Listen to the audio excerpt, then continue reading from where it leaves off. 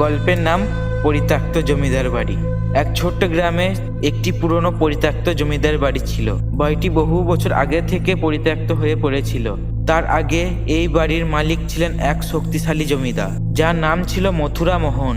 কিন্তু এক রাতে রহস্যজনকভাবে তিনি এবং তার পরিবারের সবাই হাওয়া হয়ে যান। গ্রামের মানুষ বলতো মথুরা মোহন পরিবার নাকি আত্মহত্যা করেছিল, কিন্তু কেন তা কেউ জানতে পারেনি। তারপর থেকে বাড়ির আশেপাশে অদ্ভুত ঘটনা ঘটে।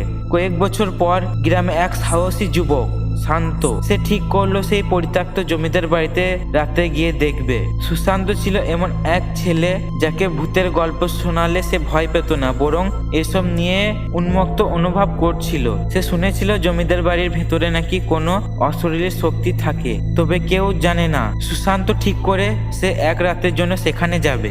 রাতের বেলায় সুশান্ত একা জমিদার বাড়ির দিকে হাঁটতে শুরু করলো। বাড়ির চারপাশে এত ঝোপঝাড় যে কোনো লোকের কাছে এগুলো যেন দানবীয় জঙ্গল মনে হতো। যখন সে বাড়ির দরজার কাছে পৌঁছালো, হঠাৎ এক ঠান্ডা বাতাস তাকে জড়িয়ে ধরলো, যেন কেউ তার হাত দিয়ে স্পর্শ করছে। সুশান্ত ভয় পায়নি, বরং সাহসের সাথে দরজা খুললো এবং ভিতরে প্রবেশ করলো।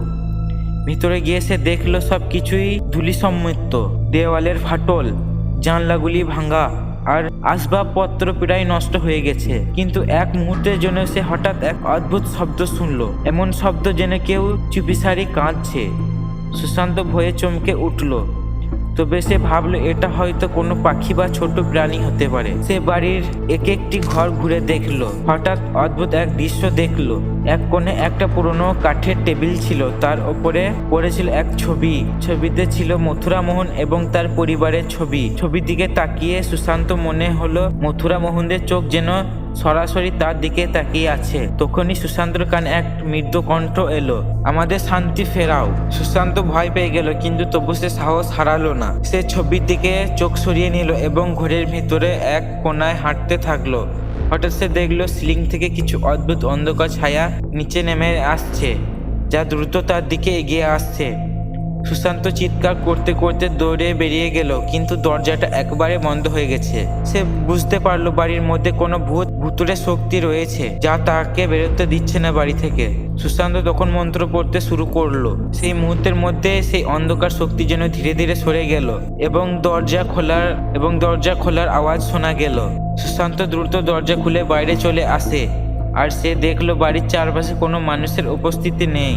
সে আর কখনো ওই জমিদার বাড়ির কাছে যেত না এবং তার পরের দিন থেকে গ্রামের মানুষজন জানতো যে সেই বাড়ির থেকে আর কোনো অশরীর শক্তি এখনো মুক্তি পায়নি।